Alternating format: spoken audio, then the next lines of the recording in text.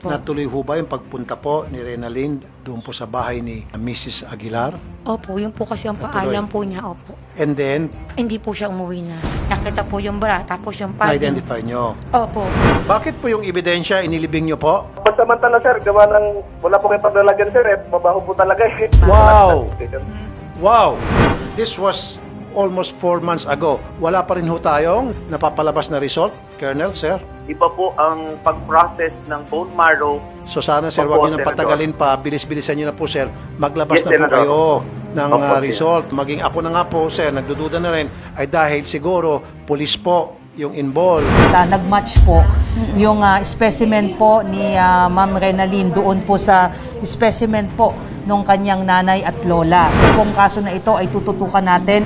Lumitaw po sa pinaka-latest video natin sa ginawa natin na pagpupumilit sa mga kinaukulan PNP sa Los Baños na yung bangkay nga po, yun na po yung kinakatakutan natin at sinususpecha po nung kamag-anak na sina Ma'am Juanita Fulgencio at yung kapatid na si Rita Corneo na kamag-anak nga nila yun na si Renalyn. Opo. Dahil sa mga gamit. Well, hindi na mga gamit. Yung DNA talaga mismo na ngayon magpapatunay. Of course, yung duda nila, si Renalyn, tama ka dahil dun sa mga gamit na natagpuan at maraming mga lapses ang ating kapulisan doon. Major Dandy Aguilar, Chief of Police ng Lopez, Quezon. Yes, sir. Magandang hapon po sa inyo pong programa at sa inyo pong lahat nakikinig. Ano pong pinaka-latest po sa ginagawa niyong follow-up investigation sa kaso, Major, sir? Yun po, sir, immediately nung pong ako po ay nakausap ninyo at ng inyong pong programa noong June 24, nagkaroon po siya ng order na nalipat po si Sergeant Aguilar sa Provincial Holding and Accounting Unit ng Quezon Police Provincial Office. Narelieve po siya sa amin sa Lopez Municipal Police Station, sir. But was he investigated, sir? Dahil siya po'y posibleng suspect or person of interest? Yun po, sir, siguro po isa po yun sa naging factor kasi dahil nga po meron pong ganitong under investigation siya. So, for purposes na ma-monitor yung kanyang mga or magagawa niya yung kanyang mga under investigation siya, opo, inilipat po siya sa ating pong Provincial Holding and Accounting Unit. Sandala po, Major.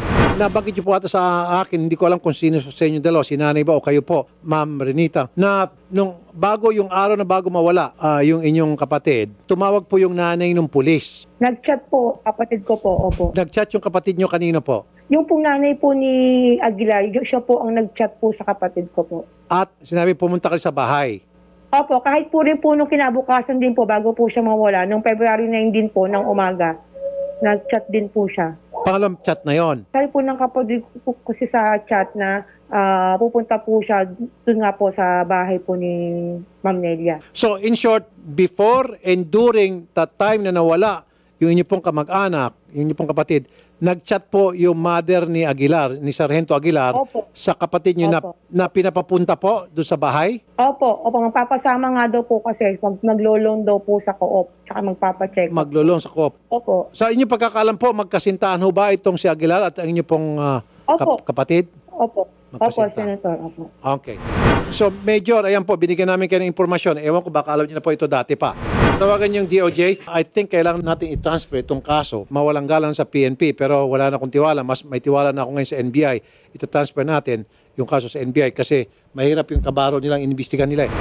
Ito po si Yusek Raul Vasquez, Yusek for Legal Cluster. Yusek Vasquez, magandang hapon po. Sir, Yusek. Magandang hapon po, Senator. Opo. Yusek, meron lang po sana kami i-refer sa inyo. Isa pong kasong yung sinunog na bangkay sa may Infanta Quezon na ang suspect po ay police.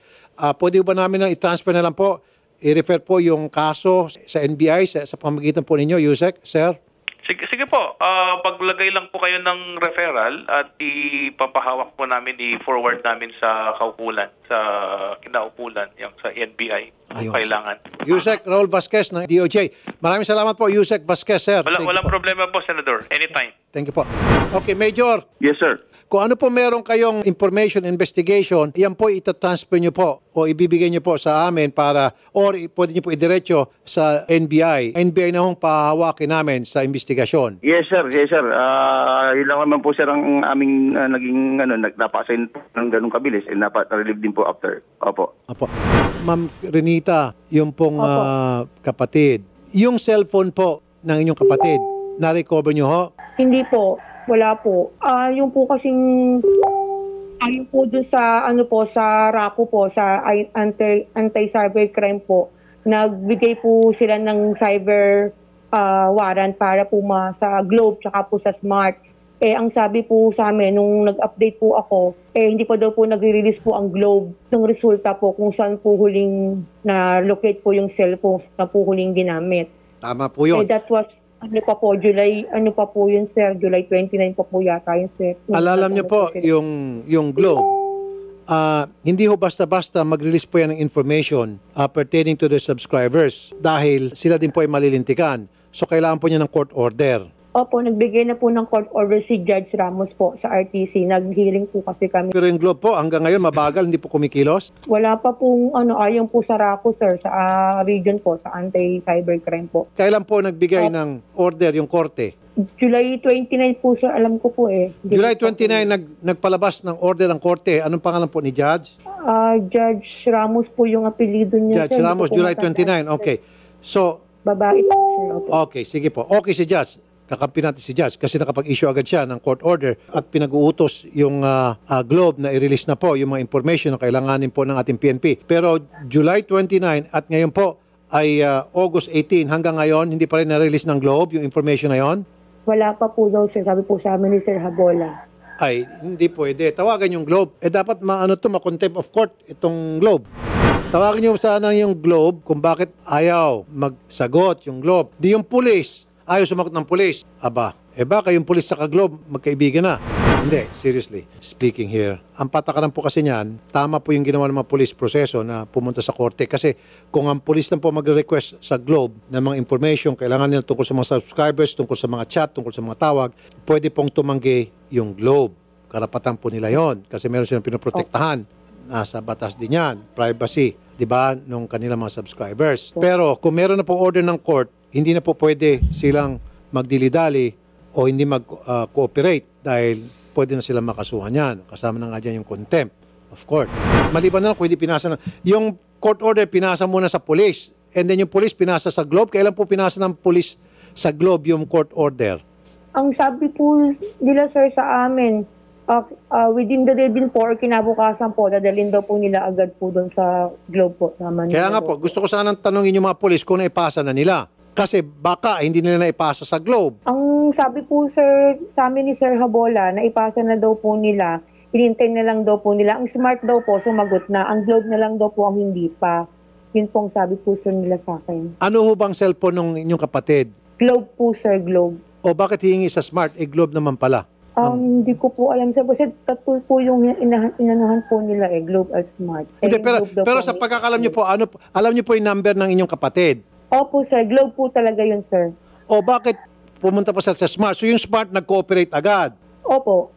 Ang aking duda dito, baka yung police, hindi nila muna agad-agad binigay yung kautusan sa korte. Kaya hanggang ngayon, hindi pa makapag-release ang Globe ng information kasi wala silang tatanggap na request from the court. At bakit nagdidilidali yung police? Siguro dahil kapwa nilang police o kabaro nilang inimbestigahan. Hindi ko po alam, sir. Basta po, sabi po nila. Kaya dapat talaga mapunta to sa NBI, mapunta to sa DOJ.